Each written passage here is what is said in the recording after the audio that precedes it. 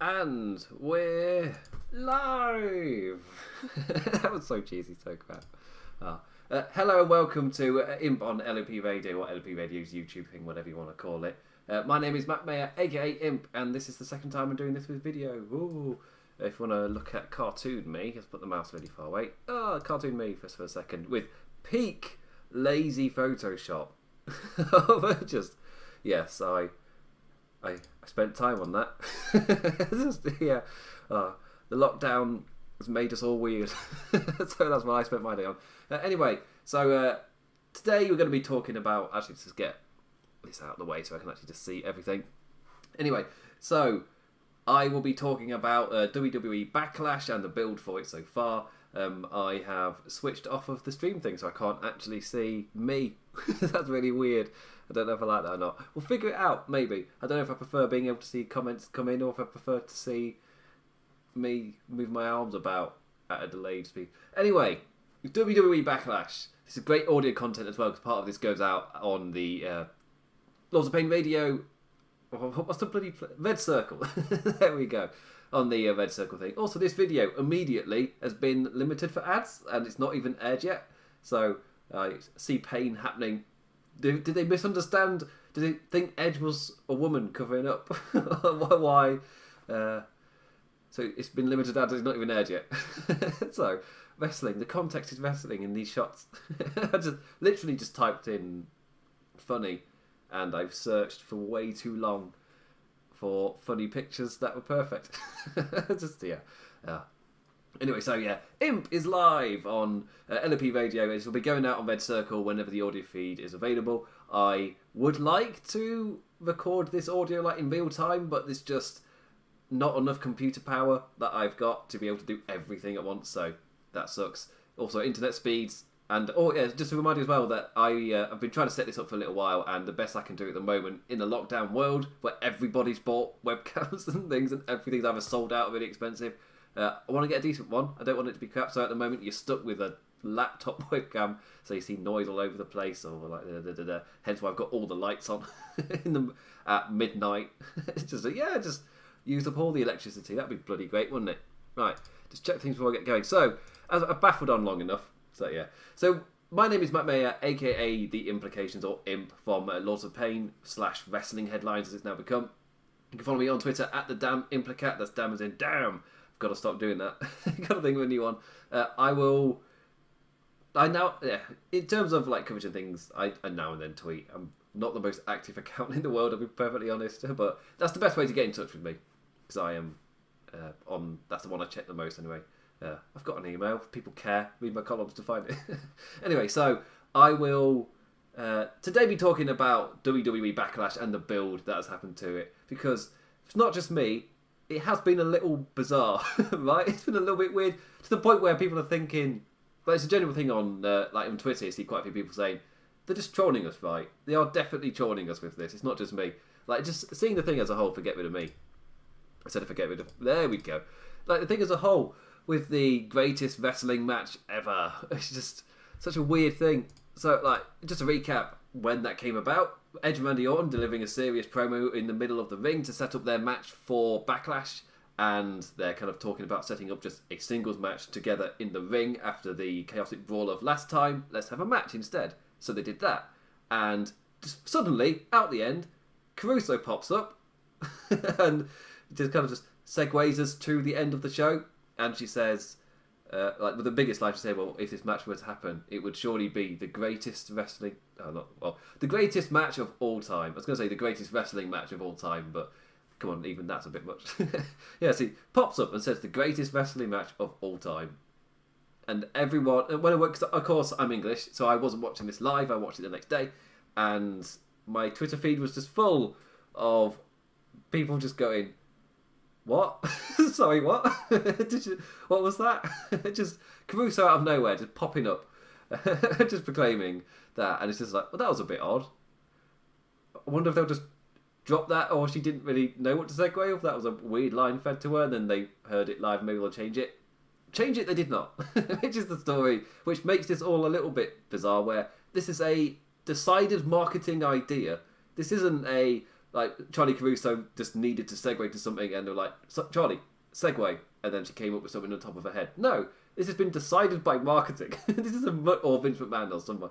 Well, that's very, very different. They have consciously decided this. And if they were to do this, if they have to, if they really have to, my recommendation would at least be just lean into it. Like they did with Great Balls of Fire.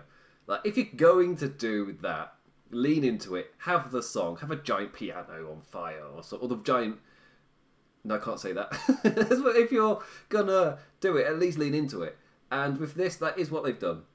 Because if you watched SmackDown last week, you would have heard for the first time the theme for this pay-per-view, which is a song from The Greatest Showman. This is The Greatest Show. I can't remember The Greatest Showman well enough. I'm not a musical guy, not really my thing. Enjoyed La La Land, didn't care for The Greatest Showman. It's not my cup of tea. But I remember the song, but I can't remember if this is a Rocky cover. It's not going to be directly from the... I'm speaking awfulness. It's so weird. It's just so weird. So, but at least they've lent into it, I guess. At least there's that. If you're looking for something, they've lent into it. They're going full show-tuney. Is it for a wrestling pay-per-view? It doesn't really fit. For the build they're doing, it doesn't really fit.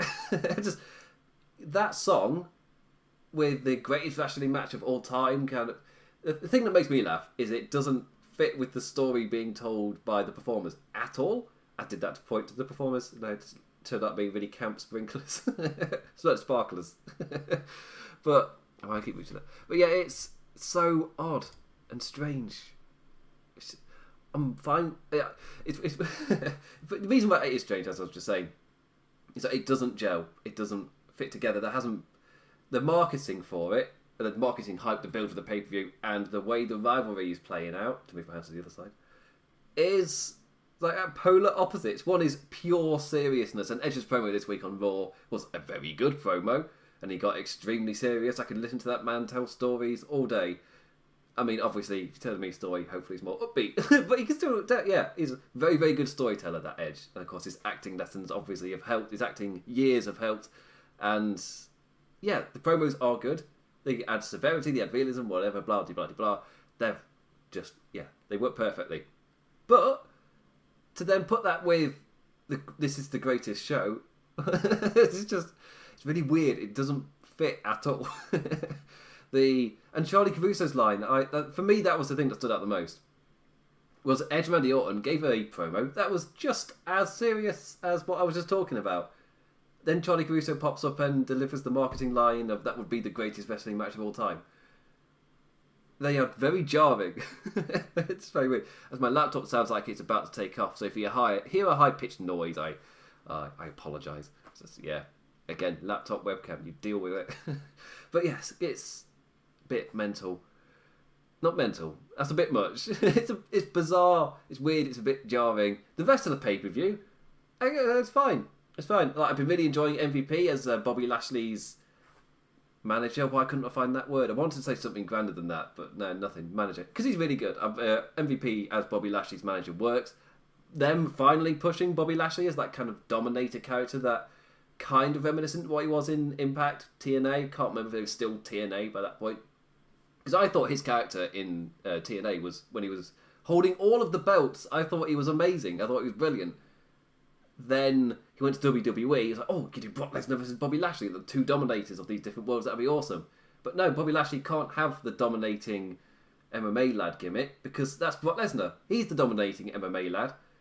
Bobby Lashley can't also be that. In the world of WWE, you've got to be completely different from anybody else. Otherwise, we can't do the game. That's Brock's gimmick. Bobby Lashley can't do it.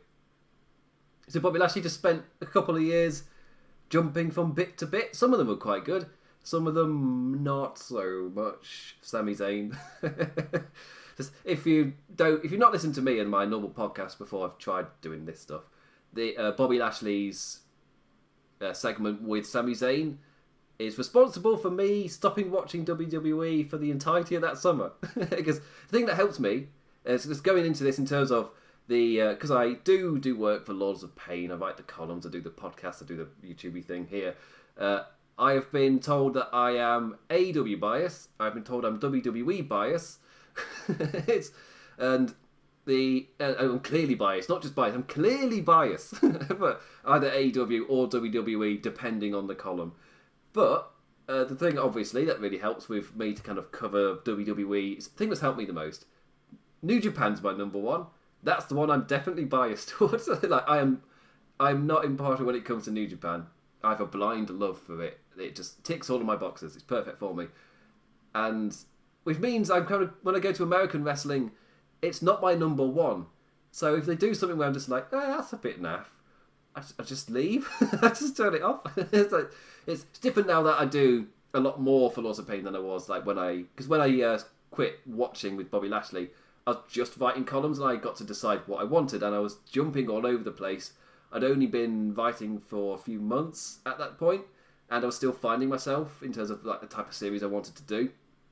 And I mostly was doing New Japan columns, which I was doing maybe not one every week, but I was definitely doing a couple every single month for New Japan.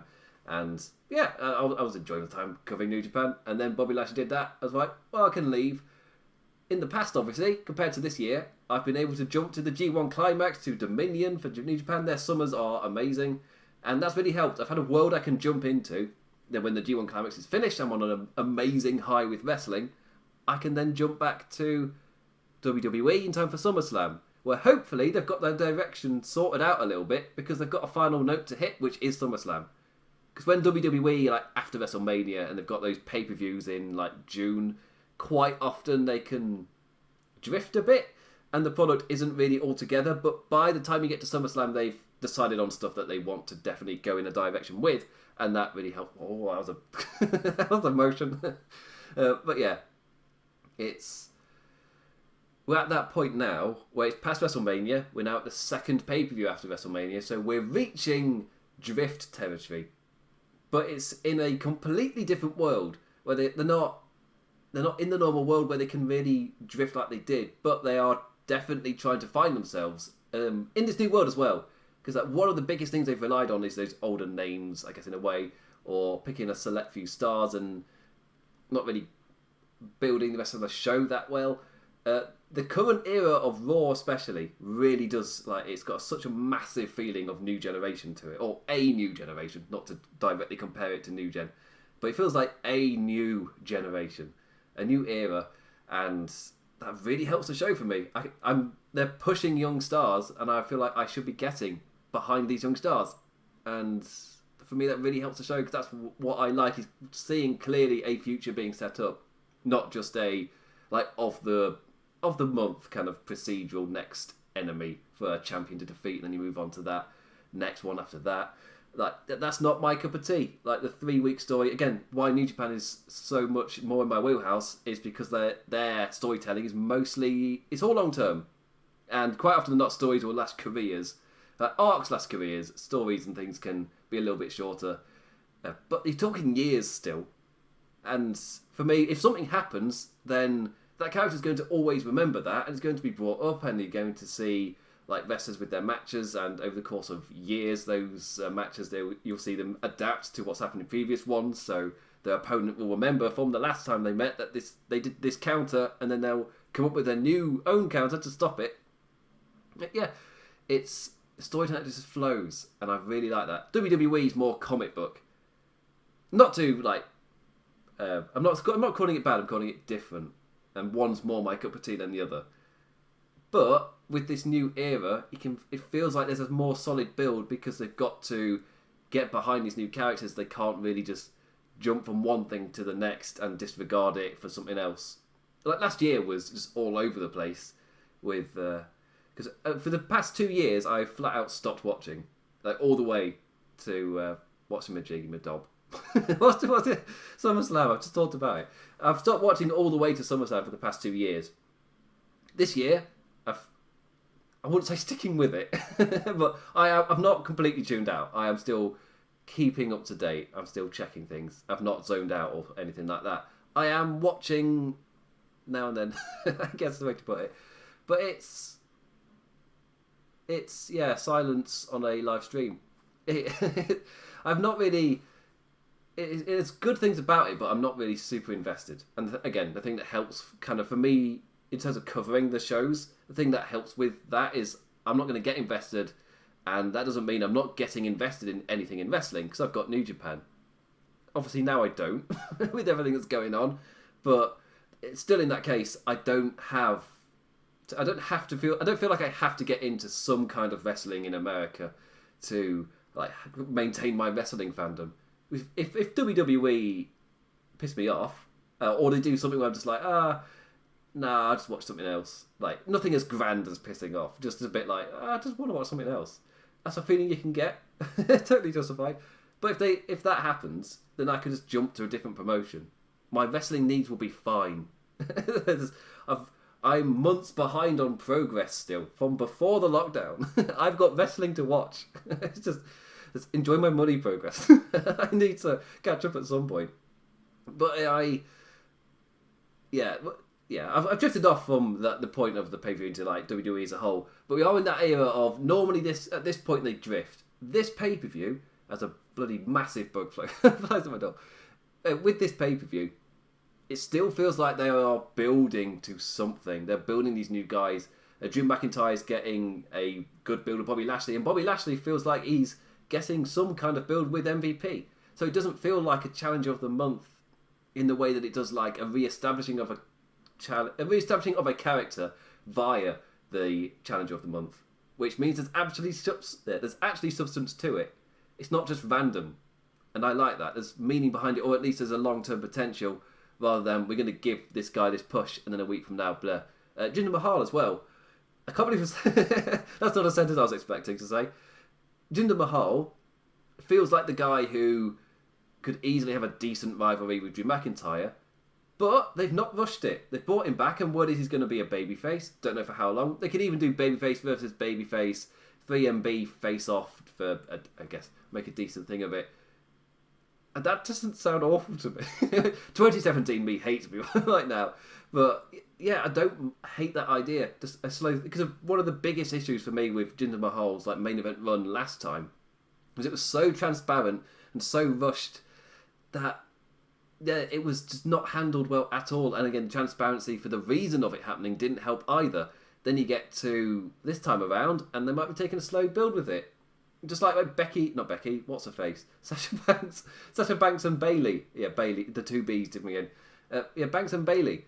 They're having their rivalry play out really slowly, and then there was the rumours coming out that WWE have changed their minds again to run it even slower and just kind of let it play out. Because everybody, if you go on Twitter, it's like, yeah, it's running to SummerSlam. But could they do even longer? Do they have something planned or some kind of thing in their head where they want a genuine crowd reaction to it? Because the fans in attendance, I've not actually touched upon that as I drift about from topic to topic, slowly making my way back to Backlash. But with everything, with everything going on, you can understand why there was no crowd. And AEW have the massive benefit of being outside, so they've not really had to wait for the lockdown to kind of loosen a bit because they were outside. They had a massive advantage in that they could try that out a lot earlier and not feel like they were risking as much as compared to WWE in a like cramped environment because they're inside and you've already got a lot of people for production. Because even though it's like referee, wrestlers and commentators, if that's 5 people, that's not many. The entire crew for production is massive. Even if it's a skeleton crew, you're talking quite a few people to run that. And that's including the backstage in the truck, the people behind the cameras, behind the sound, behind everything. There's a lot of people. So, for both companies, there's a lot of people off camera running everything. So, the rooms were packed anyway, so I can understand why WWE didn't also then go, well, let's just put a crowd of people in there like AEW are doing. Yeah. Florida's been loose, but I don't know if they would have like immediately jumped to, let's put even more people in. But now, especially after watching Double or Nothing and hearing how well it works, and with, I don't know if rules have loosened in Florida, allowing both promotions to have a bit more. Like AEW, they had people in the crowd. I'm assuming they're a crew, and they weren't just randoms that were there. That they were in the stadium, which is outside, so you can space them out quite a bit. Oh, I can't get the dimensions right on this camera. It's like, I'm crap with mirrors. There you go. Space them out a bit. Finally found it. But yeah, so AEW have another advantage in that they've got more ways to generate sound because of their location. With WWE, it's a slightly different dynamic to AEW, where AEW have the faces on the left-hand side of the camera, and that's the other way around. Heels on the left-hand side, faces on the right. And each side will cheer for the good guys or the bad guys, and everybody knows who that is. And I like that dimension. AEW have got a strong 90s-ness to them in the way they run certain things, and that's one of them. Like it's a nice little production thing, and I really like that. Then with WWE, I think on Aftershock, on Sunday Live After Double or Nothing, I was joined by Jan-Man of Dynamite After Dark and Kingdom of Honor. We'll talk about it then, and it just reminds me of Xbox's E3 press conferences, where if you've ever watched, it's time to get nerdy with video game stuff. If I'm not nerdy enough, talking about wrestling to a wall at midnight in the morning, for some reason people listen. But with the WWE in their crowd, it felt like the Xbox press conference at E3, where you got people in the crowd who are staff, and they just like cheer for everything. Like, woo, we love you, Phil Spencer. Woo, I love you. You're amazing. Woo. And he points to the crowd, and Phil Spencer, I think, he's either the CEO or high up person for Xbox. He just like points to the crowd like, love you too. Yeah, love you too. Yeah, and you, yeah, and you, yeah. But he's not Keanu Reeves. He's not that cool. But yeah, so it's employees in the crowd telling their boss that they love him. Yeah, it's not the same. There's a bit of a chill to it. And the crowd weren't that, but it did feel a bit like, let's make as much noise and cheer for everything as possible. Everything's amazing. Woo. It's so much better than an empty crowd, but there is a difference. And I don't know which one I prefer. Do I prefer making noise for everything, or you've got a face side and a heel side and they cheer respectively? I like we've had a difference, and I do like how WWE just straight up haven't done identically what AEW did. They've put people there and they cheer for everything. They react to everything. No one's really a massive heel or a massive face until they do a thing, which is, I guess, a bit representative of the WWE crowds, where that smarkiness where they cheer for the bad guys and boo the good guys kind of territories where, yeah, it makes a lot of sense to react to the thing that happens rather than the person. My laptop is really about to take off, so again, I do apologise. So much to do. Oh, my internet is so bad that I can't connect to chat. So that's great. I'm still live though. So if you send anything in, I'm not going to be able to see it because that kind of sucks. Anyway. I will just actually check I've still got internet. I'm not good. I am. Yeah, I have. Well, that's great. Thought for a second lost everything. We're fine. Oh, yeah, we're fine. Right, anyway, amazing piece of podcasting especially. I'm not going to cut it out. Leave it all in. So with Backlash, it's got a good sense of direction in terms of building long-term to stuff. Establishing characters. They're still in that stage where there's a lot of new blood coming in, and a lot getting featured. Angel Garza's been a really nice one, where he's now entering quite a big feud with Kevin Owens. They must be pretty happy with what's going on with Angel Garza, with his performances and everything. On WWE.com, they've replaced Becky Lynch with Angel Garza on the image with all of their PNG images behind the logo. They've got all of them there. What am I talking about? Angel Garza. They've replaced Angel Garza. No, replaced Becky Lynch with Angel Garza. Bloody hell, it's hot. So they clearly believe in Angel Garza, and now they're giving him a feud with Kevin Owens as well. And he won with Dastardly Knees, and he got over his character. Again, really nice that was a thing. They got over Kevin Owens' character. Not Kevin Owens' character. They get over Angel Garza's character in defeat of Kevin Owens. And a sign that worked was that I didn't see many tweets going, oh my god, he just buried Kevin Owens. He just lost this new guy, Angel Garza. What are you doing? Like, I didn't see that. And that kind of tells me that the character of Angel Garza is compelling enough where you can do that sort of thing. He's ticking so many boxes that you can see it as the character and the story. It doesn't feel like in the past where a thing has happened and you get told, tranquilo, asenao, calm down. Just calm down, it's be fine. It's going to be fine. It's going to be perfectly fine. We're telling a story. You'll see it play out over time. And then maybe you'll see something change in a tact or something. Like with Becky Lynch when she turned heel. But she didn't. Because the fans were so with her. But then she cut a promo on Smack. In spite of the fact that the fans were totally with her, heel turn or not, she then cut a promo on the crowd saying you were never with me. Which again, it was just generic heel promo, which completely ignored the fact that even if she turned heel, the crowd was with her. And it was just like, well, that's jarring with reality. But with Angel Garza, again, that crowd reaction isn't there. And the crowd reaction that is there is obviously, again, E3 Microsoft employees cheering their boss. So it's, they're going to be cheering for everything. But, again, it adds so much to the atmosphere. But yes, Angel Garza, a nice really character push. We're going to see a lot of benefit with that. Drew McIntyre as champion, again, feels like a character being established, which really, really helps the entire picture. I've really enjoyed Drew McIntyre as champion. He's got a lot of believable credibility, and that it's just so refreshing that it's not Brock Lesnar or somebody where there's been some form of gripe or you're waiting for things just to move on. Seth Rollins could have been that guy, and then the feuds we got just kind of just diluted everything. Just all of the goodwill after WrestleMania just slowly dissipated. He didn't help himself with the whole Twitter. Not exactly having the best Twitter game, but as we've seen with people like Will Ospreay, you can have an awful Twitter game and then just kind of focus on this, like, just not Twitter, and you can actually improve, and that really, really helped. There's a bloody go away. So yeah, I don't know what I was talking about then. But yeah, so the wider picture of the pay-per-view, there are some genuinely great characters being built, and I'm looking forward to it. It's just, yeah, the Edge Randy Orton thing is, again, a decent build. It's just the marketing doesn't match it at all. It makes it truly bizarre. Again, we see conversations are we being trolled here with this? Let's just go full on in with it. It's just a bit of lark and fun. But yeah, I'll be fine with that. It worked with Great Balls of Fire, but with Great Balls of Fire, it didn't then completely clash with the tone of the story which the pay-per-view is kind of named after. It's such a serious story with Edge and Randy Orton, where there's only really two possibilities here. Possibility number one, they genuinely try to have the greatest wrestling match of all time and obviously fail. Which, like, I doubt...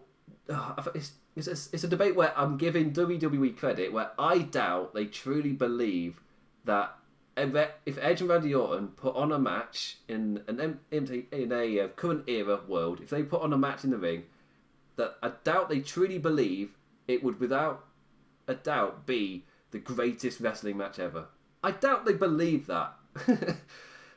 Which then gives the other kind of outcome, likelihood, that Randy Orton does something heelish that costs everybody of the greatest wrestling match ever. This could have been the greatest thing to ever be on our screens. That was a bigger word there. To the sheer presence of this match could have enlightened everybody, but no, Randy Orton had to be cheeky. Randy Orton had to ruin everything, and yeah, I'm just gonna check everything is still running. Oh, bloody Randy Orton, just ruining everything. But that's the only other outcome I can think of. If they don't do that, what are they going to do? Because again, if you market it as the greatest wrestling match ever, and you've got this show-toony thing, like, it feels so kind of hammy and trolly. It's like, you're not going to give it us. And this is May as well, the second pay-per-view afterwards. This is the perfect time to start building to SummerSlam. But at the same time, if you do this, they are eventually going to have a match. But that one would also... It's weird, because that one can't possibly be the greatest wrestling match ever. Maybe because there's too much heat in there. We can't possibly have just a straight up wrestling match where we both see who was the best wrestler of them all. Like, we can't have that match because we're too angry. There's too much heat. We can only have a massive brawl. I guess that's your right out. But like, really, they can't do the thing where they have the greatest wrestling match, because it won't be, and it'll be weird. And I doubt WWE believe their own hype that much. They're not that afloat. At least they're still grounded somewhat in some kind of reality. So I highly doubt that's the case. But with the cheeky route, and then you can do the storyline of, oh, you cost everybody the greatest wrestling match ever, you prick. I guess. Again, it doesn't fit with the tone of the promos from Edge or Orton. It doesn't fit at all. But I guess that's your kind of workaround. Either than that, or Edge and Randy Orton have got their story and it's just really weird marketing. That's the other possibility. That it's been decided by either Vince or by marketing, and they're like, it's a genius idea, we're going with it. We can have the show team from The Greatest Showman, and we can do all this and that. And it doesn't really matter what the actual context of the show is, we'll just go with it. I was like, yeah, sure. I guess. Why not? It's truly... It's jarring, so they can't possibly just go ahead with it. They have to do something. What? I don't know. We'll wait and see. Anyway, but from the SmackDown side, I've not really talked about that. We have got Bray Wyatt versus Miz and Morrison. Again, feels like filler. Character being established for Strowman, even though out of every, like the Raw side, I think is doing a really good job, and of establishing characters. That's why it feels very New Gen on Raw. While SmackDown still feels kind of like it's clinging to the pre-COVID era. They're still clinging to certain storylines and ways of telling their characters and stories and things. The thing that's really helped, I think, is like Money in the Bank happening, actually. Because you got the Bray Wyatt, Braun Strowman story, and they used that as a way to set up stuff for the future. And in the meantime, you can build the world up around them whilst Bray Wyatt does his turn. And kind of, he and Strowman getting their initial match out of the way has really helped. And SmackDown as a whole has really benefited. They've got the Intercontinental Championship Tournament as well, which again is another thing that has really benefited SmackDown. Bayley, Sasha Banks, I'm one of those people who's really enjoying the slow turn. I don't need, again, because I'm a massive New Japan fan, another example is I don't need blatant character progression and steps every single week. But if I can see tension building, then I am fine with that. At the moment, it's still potential tension, which again, I'm fine with. That is perfectly fine writing. It's the reason in WWE you might get a bit of pushback to it, because that is not the pace the viewers are used to.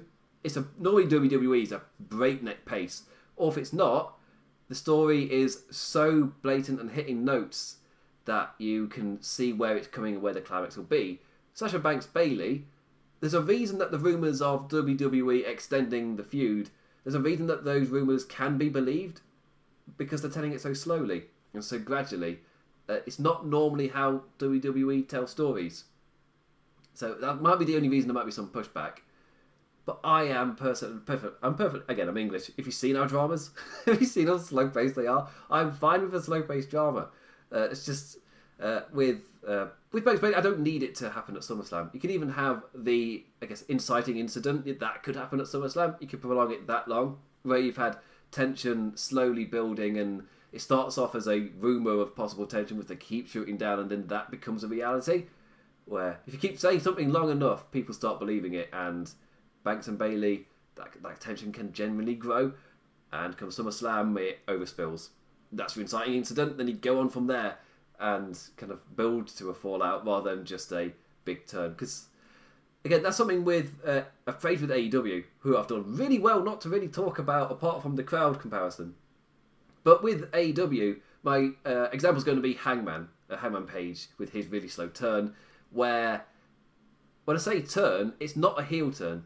And if you take a really long time to establish both sides of the character and the believable tensions from each point of view, it doesn't really matter if they don't really turn heel. Whether who is face and who is heel doesn't really matter. That's what I was trying to get to. It doesn't really matter, because you've got two characters the crowd are invested in who are blatantly at odds, and it's believable from both sides that they would be at odds, and it's totally understandable why the other person is, even if you then personally choose a side of which person you want to cheer for. Hangman, his story is being told so perfectly that, yeah, neither he nor the Jacksons are in the right. They're both being a bit of a dick to each other, and it'll be totally understandable for each party why they would fall out. And you got the thing carrying on afterwards. But we're still, again, that's a similar one where we're still in that build where it's more room, like there's visible some kind of tension, but it's not really definite falling out. It's not at that point. So that's two examples in both promotions of a slow build gradually playing out, and both are still at a similar pace. Again, I don't know if Hangman's would still be at the place it is if it wasn't for COVID, kind of with Hangman not being on AEW for quite some time. Kind of just picked up where they were all the way back in March, because like it's lost 2 months. Banks and Bailey's been going for all of that time, and they haven't done a turn at WrestleMania. Nothing happened at Money in the Bank. They just kept kind of adding the pressure, just building the tension. I'm a massive fan of that. Just, yes. Just keep going with it. Intercontinental Championship Tournament, I brought it up. I don't really mind who wins that, but that leads to a nice fight. I can't remember if they said that final will be at Backlash or if that's just on SmackDown, because I tend to tune SmackDown out. It was October, because I was doing in September, I started doing a column where I was covering every mainstream show on US television to do with wrestling. And it was like Raw, SmackDown, NXT, and AEW. I was talking about all 4 shows. And before NXT and AEW debuted, I would be talking about Raw and SmackDown. And they were both fine enough. But as soon as October hit, suddenly SmackDown just became my least favourite show immediately. And there were some weeks where I just flat out went, I just don't want to watch it. So I just didn't watch it, and I did some random topic. Or I focused in on one individual thing that I'd watched the week before and seen a clip of on YouTube, on Twitter. So it's like, yeah, just go with that, that'll do. It's close enough.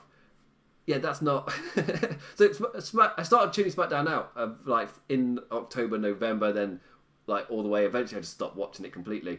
And in this era, I've checked it out. It's nowhere near... I'd arguably say SmackDown is better than before the lockdown. Just because it was just so not my cup of tea. It is a personal better. I don't know if it actually... If you were to, like, assess every piece of it critically... I don't know if you'd say, oh, yeah, it's definitely better. But for me, it is, as a helicopter goes overhead, I live too close to an army base to do a late night show. But with SmackDown, it's just been emblematic of everything I don't particularly like about WWE. All wrapped up in one show. Monday Night Raw, it's not all there. It's not all in one show, or if you see those traits, they're spread out. Either spread out across 3 hours, so it doesn't feel like you're being like slapped in the face, or... they're spread out across multiple episodes, so you don't really feel it from week to week. SmackDown's like every week, it was hitting me with stuff reasons no, it's not right. Gripes I have against WWE were all on the presentation of SmackDown. So it's like, yeah, I can see how people would enjoy it. It's just not me. I'm going to go back to Kobe or whatever city New Japan are running in, Tokyo. Others, Japan cities, it's late and it's hot. But yeah, so SmackDown has been fine, I guess. Interesting to see how that one works with the live crowd, just because of the nature of the segments they've got. Monday Night Raw, again, is a lot more building to like a new era of it and building those characters, whilst SmackDown still feels like things happening. It's not moved past that for me. I'm building, like, Raw is seemingly putting in effort to try and get me invested in these new characters. SmackDown, not as much. But we might see a change, because there's rumoured to be quite a few NXT call-ups. Matt Riddle is the massively rumoured one. And that gives that essence to SmackDown that it doesn't have compared to Raw. Again, that build for that new generation. And this is kind of a really good time to establish characters and kind of get them out there. Unless you're Bianca Belair, who's just gone missing. Like, I wouldn't mind her back on my television because she's really good. But them's the breaks. I'm way too big a roster. But anyway, I'll hold off my massive judgment of SmackDown just because it may not have been for me in the past, but I've liked certain things about it currently, and they've got the new kind of feeling of it all with the Microsoft E3 crowd there cheering everything on. It might feel a little bit better. Who knows? But in terms of Backlash, their build definitely feels like it's filler. And Braun Strowman versus Miz and Morrison, you can't get more filler than that. Unfortunately. You could establish Braun Strowman as a dominant champion with it, but it is still filler. Like sometimes you get decent filler, but filler's still filler. So at the end of the day, it's still not necessary to watch. Which would be my big takeaway from SmackDown's kind of world at the moment. But it gives time for it makes Bray Wyatt's kind of return and kind of escalation from what happened at Money in the Bank. It makes that feel a bit more natural. It's not as immediate. And that's been my biggest takeaway looking at Backlash. It's not been as immediate as your normal builds. It feels like this is a bit of a filler pay-per-view, but they are still building the bigger stories. We're not month to month, new story. Like, no, there are slow builds generally happening. But the marketing hype is really bizarre and really weird. And we'll see if I can see the chat still. I cannot see the chat. It's not a thing. I don't think I'm going to be able to. So I can't really do any questions or anything. Apologies if you sent anything in. I just can't say it. My laptop decided not to do it. So I guess that also means I might be signing off a little early from this one. But yeah, I guess.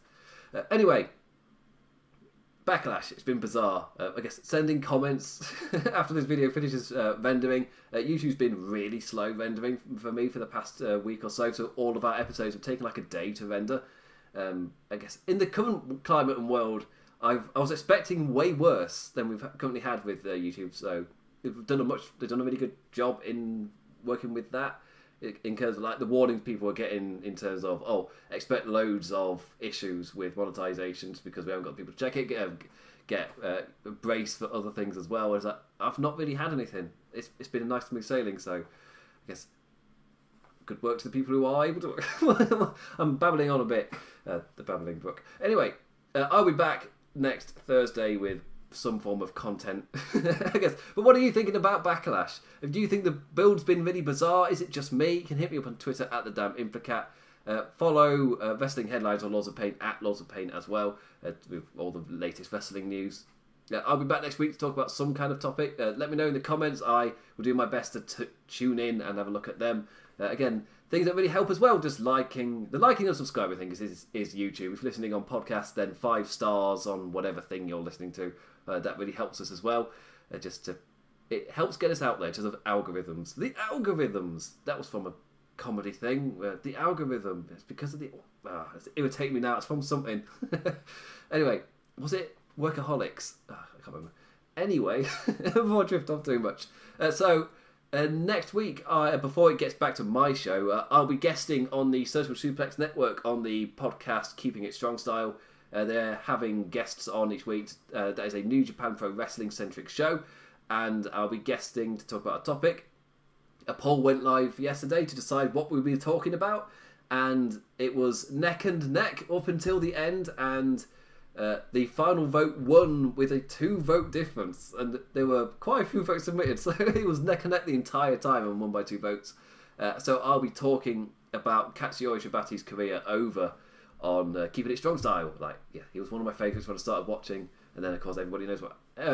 fans of who followed that world know what happened to Shibata afterwards, so we'll be watching 3 matches and talking about his career over on Social Suplex. That'll be going up, I think, on Tuesday? Question mark. I drew a question mark because I'm weird.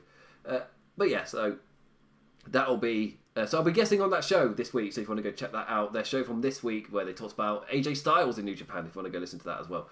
So you can check me out on that show before I'm back on this one next week to talk about all the wrestling things. And this week I found a topic. I can't guarantee that next week. Luckily, there's an NXT In Your House pay-per-view. So that'll be happening. So I might as well do a massive preview for that, just to look at everything. And yeah, of course, I've definitely been watching. Suddenly realisation of, I've not watched NXT since WrestleMania. So that'll be an awesome preview. Well, I won't know what on earth is going on. I've seen Matt Riddle versus what's his face from Ring Camp. Thatcher. Bloody hell. It's match against Thatcher. I see the fight pit. That looks really, really good. I've heard great things about that as well. So yeah. So I'll be previewing NXT in our house next week. This was about Backlash, and the week after that, previewing Backlash. It's a nice little run. But the build for Backlash hasn't been as weird as I found it to be. Is it just me? Is it just marketing? Shut up, imp. It's just marketing. Nobody cares. Or is it jarring? Like I was saying, is it? Does it relate to the matches at all? Comment below. Let me know. Again, I'll be in there chatty. With that, I say thank you for listening to this and sticking with me for this entire thing. If you have for some reason, I'll be back next week.